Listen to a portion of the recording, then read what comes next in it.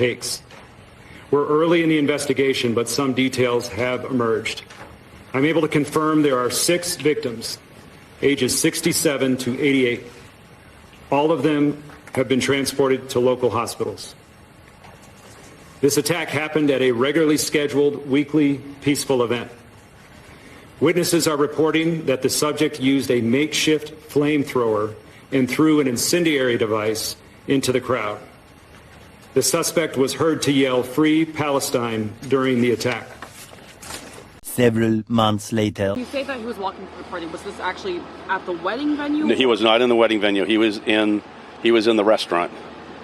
And basically he must have came through, went right, it looked like a target that he was going right for this person. So I feel terrible for him. Did he dress him by name? Did you get the sense that they knew who? Didn't hear anything. He just came out and said, What he said? Yeah, what he said was the children are safe and, free Palestine. All right, guys. So once again, we got to talk about yet again another example of a far-left radicalized lunatic committing an act of political violence in this country. Now, this is the third act of political violence committed by what appears to be a far leftist over the past 3 weeks. Okay, first we had the assassination of Charlie Kirk by a radicalized far leftist. Yesterday we covered a story about an ABC studio being shot up by a radicalized far leftist. We know this person was a radicalized far leftist because he has a Twitter account, an alleged X account, where he basically is spewing every talking point that you could imagine on MSDNC, right? He was very anti-Trump. Again, a radicalized leftist.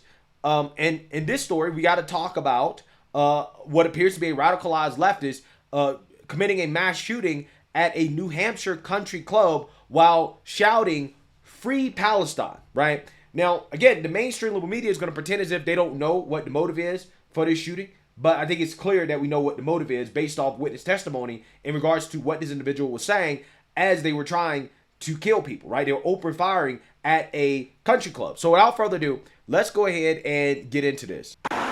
That's right, Catherine and Ariel. And his mother spoke of his heroism. She said that DeCesar jumped in front of his wife and his daughter, trying to protect them from the bullets. She said that they were at Sky Meadow simply to enjoy a meal. And that's when the suspect, 23-year-old Hunter Nadeau, entered and allegedly began firing a handgun. Now take a look at your screen. You're going to see a picture of that victim. That's Robert Stephen DeCesar. According to the Attorney General's office, Nadeau entered the country club and allegedly fired several gunshots with a handgun last night. DeCesar was shot and killed, and 2 other people were wounded. At this time, we do not know their condition. There is no known connection between Nadeau and the victim.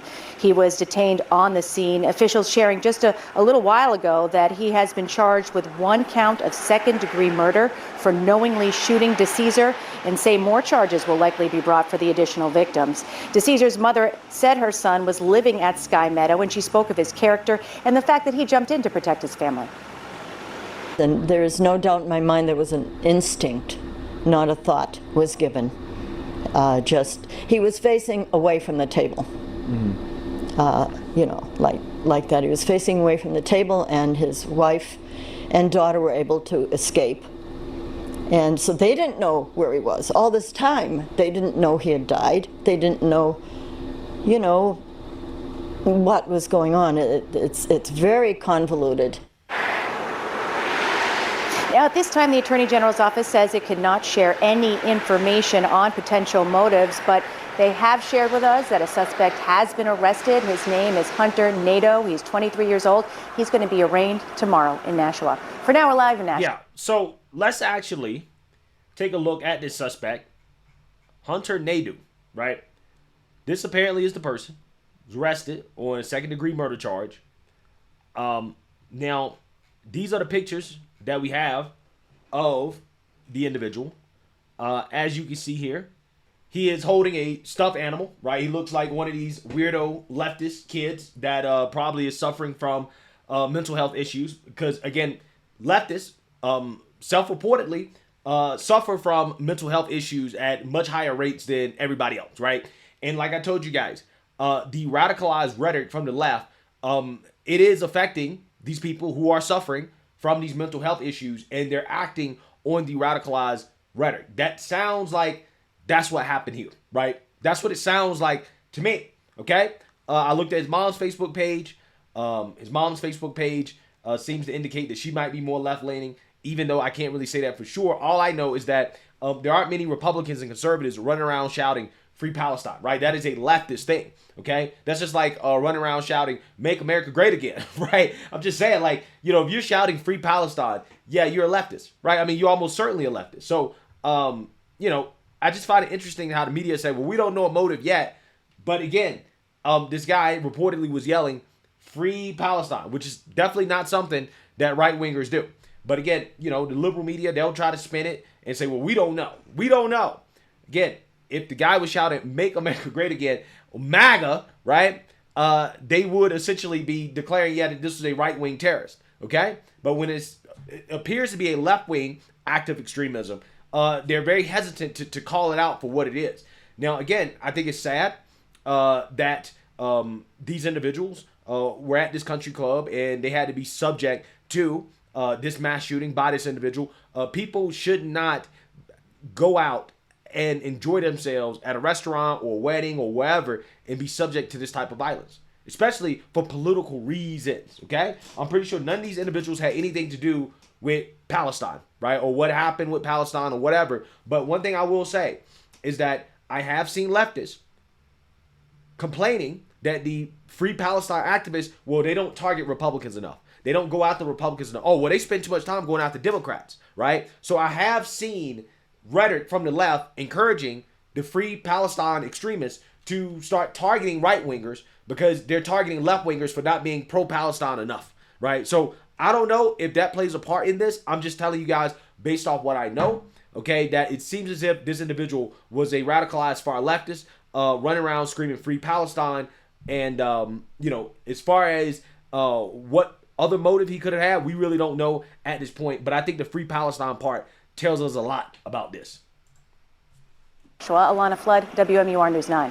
Alana, thank you. Now, a News 9 crew was on that scene right away last night, and we heard from witnesses in the terrifying moments just after. Our Maria Wilson spoke with some of the people who were at the country club when the gunman opened fire.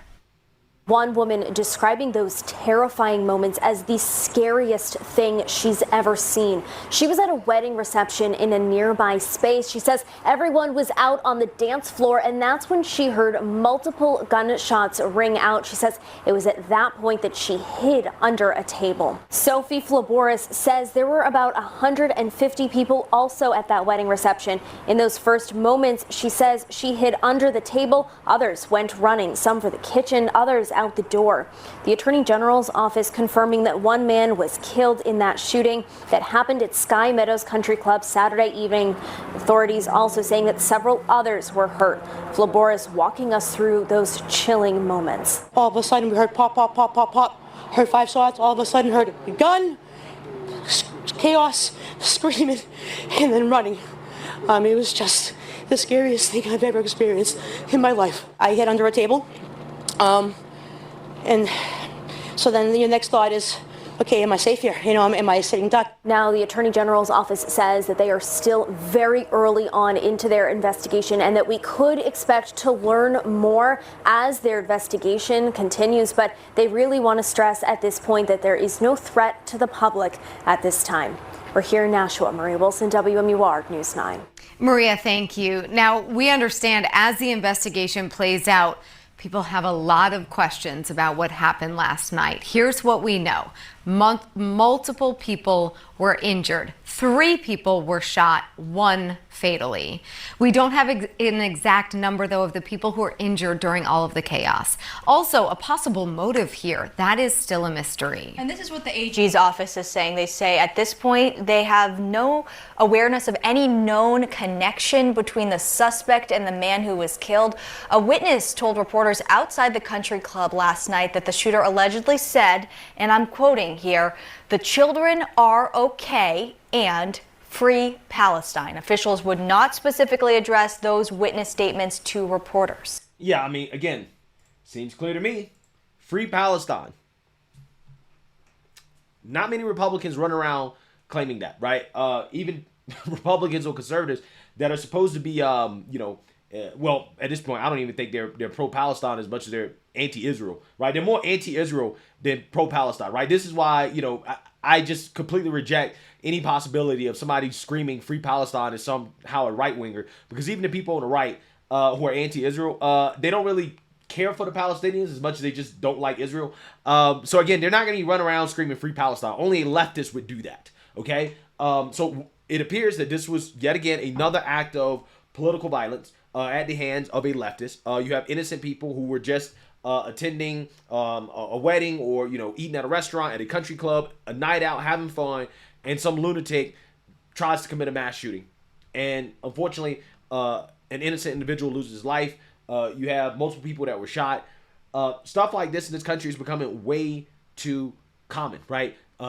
What appears to be a left-wing act of extremism happening once again. And this is why I reject the whole both sides thing, right? There's no both sides when we continue to see this over and over and over again. And then guess what? What will happen is that groups like the ADL and others, they won't count this as left-wing extremism, right? They won't say what this is. They'll pretend as if, well, we don't know, right? We really don't know. But again, we do know. Yelling free Palestine, again, is a leftist thing. And these leftists, they have no issues going after anybody that's not far left enough, right? Even if you are on the left, even if you are a Democrat, doesn't matter. They will go after you. We've seen this before. Like, for example, what happened with Josh Shapiro, which the media refuses to acknowledge was an act of far left-wing extremism. He's got a point. Well, I think his point would be strengthened if he were honest today about who burned his house down. You know, it was a free Palestine leftist who came and burned down the governor's mansion. He left that out. He left that out of his tweet today, and he's talking about cherry-picking political violence, and we're talking about where there might be political violence. The violence against the governor of Pennsylvania and his family came from the left. And so I think, look, I think there's a rush by Democrats who want to be president in 2028 to try to turn, somehow Donald Trump's friend gets shot, and now everybody wants to blame Donald Trump for it. I guess that's what you have to do to get elected president. As a Democrat. We are not doing that sitting here, okay? And Kate, I'm please sorry. Go ahead. Is that not what's happening?